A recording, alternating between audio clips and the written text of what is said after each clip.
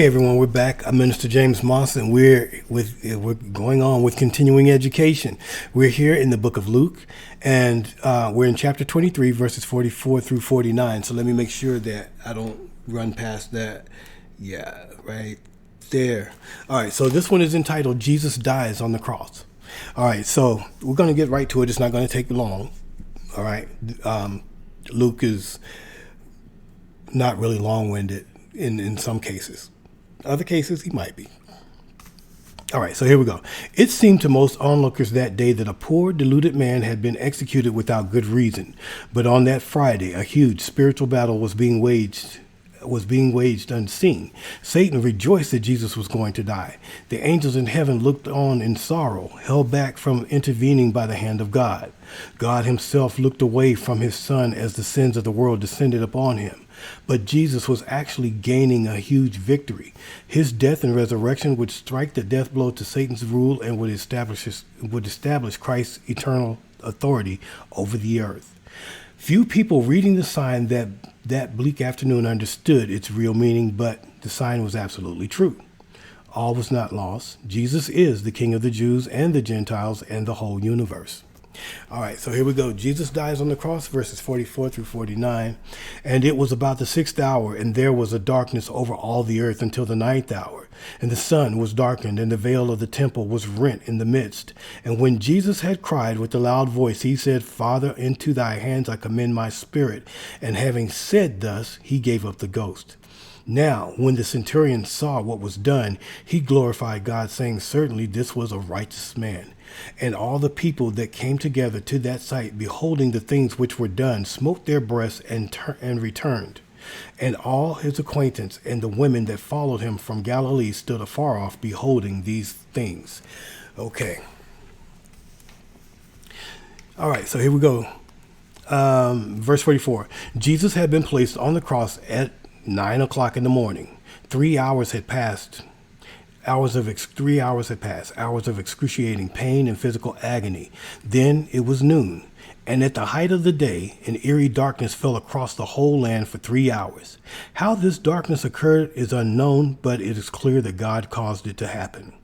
All nature seemed to mourn over the stark tragedy of the death of God's Son.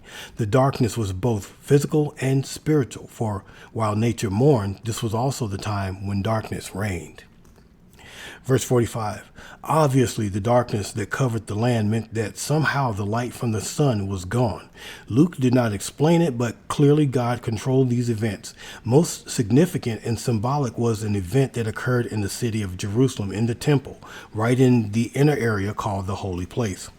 The temple had 3 parts: the courts for all the people, the holy place where only priests could enter, and the most holy place where the high priest alone could enter once a year to atone for the sins of the people.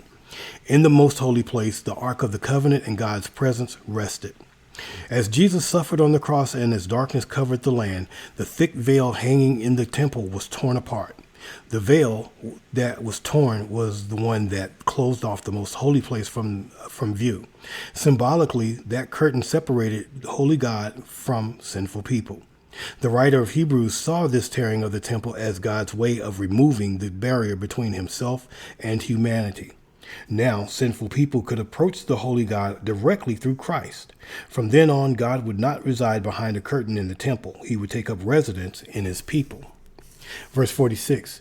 In committing his spirit to the Father, Jesus died, fulfilling the words of Psalm 31:5.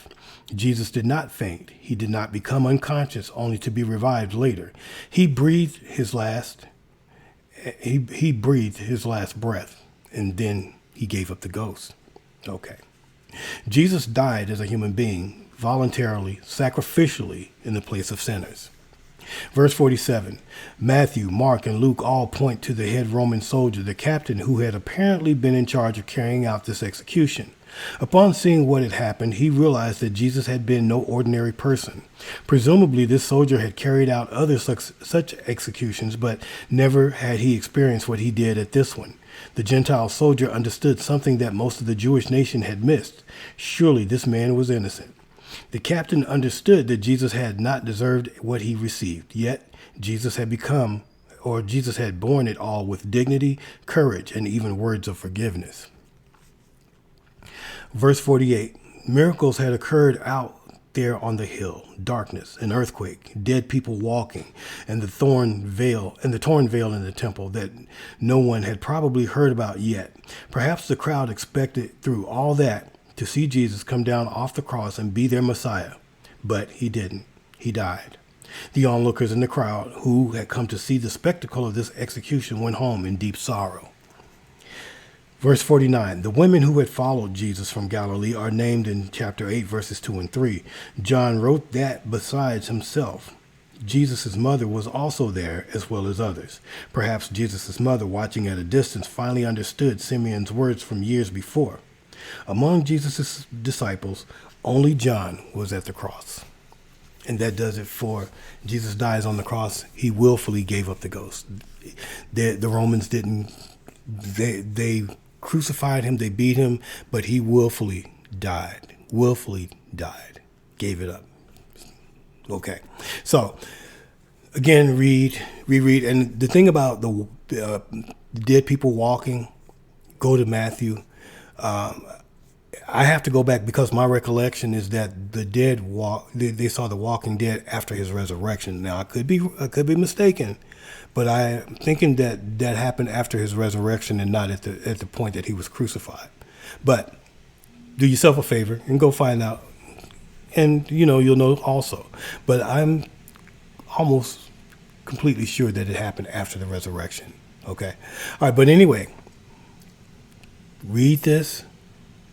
Take it in. Understand everything that's happening.